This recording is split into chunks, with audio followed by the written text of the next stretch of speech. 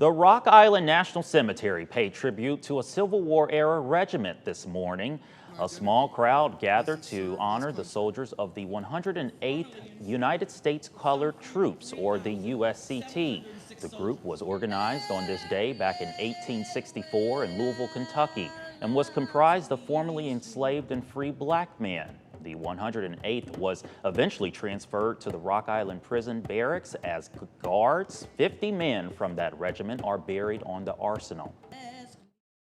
With the 108th and other United States Colored Troop regiments, whose stories up until just the last several years around the country was virtually unknown. These are men who actually volunteered to help free themselves and their families.